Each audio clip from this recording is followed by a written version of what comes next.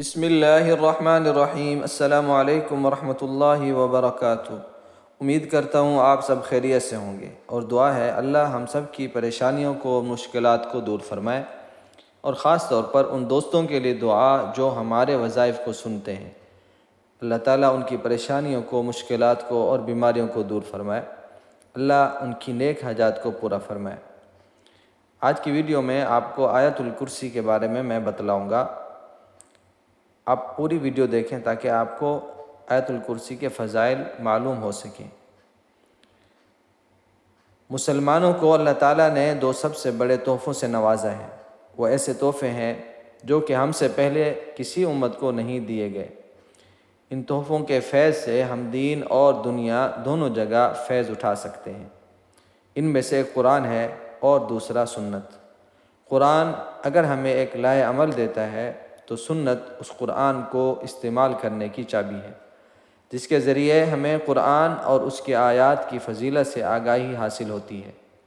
قرآن کی سب سے بڑی سورت کی 255 آیت کو آیت الکرسی کہا جاتا ہے، اور دوستو اس کی فضیلت حدیث سے ثابت ہے۔ سیدنا ابی بن کعب رضی اللہ تعالی عنہ بیان کرتے ہیں کہ نبی صلی اللہ علیہ وسلم نے ان سے پوچھا، اے ابو منذر، کیا تم جانتے ہو کہ تمہارے پاس کتاب اللہ کی سب سے زیادہ عظمت والی آیت کون سی ہے؟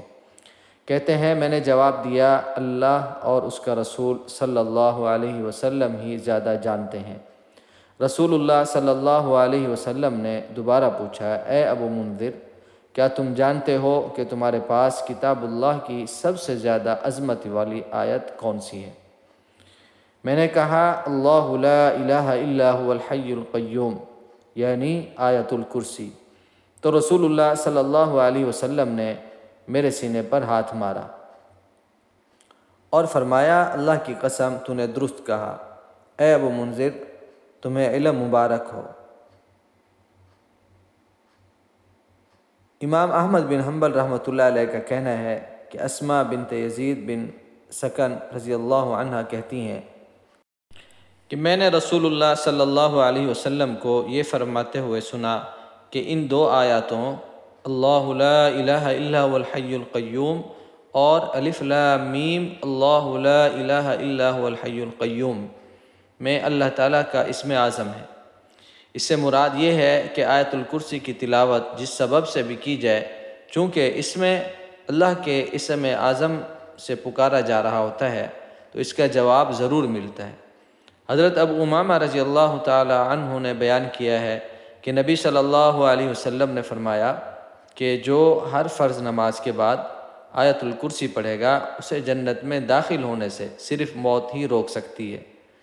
اسی وجہ سے ہر فرض نماز کے بعد آیت الکرسی کی تلاوت کا حکم دیا گیا ہے کہ اس کو پڑھنے والے اور جنت کے بیچ میں صرف موت کا فاصلہ ہوتا ہے۔ سوتے وقت آیت الکرسی پڑھنے والا صبح تک شیطان سے محفوظ رہے گا۔ صحیح بخاری کی روایت سے یہ بات ثابت ہے کہ جو انسان سونے سے پہلے آیت الکرسی کی تلاوت کرے گا، صبح تک اس کی حفاظت کا ذمہ اللہ کے حکم سے فرشتے کریں گے۔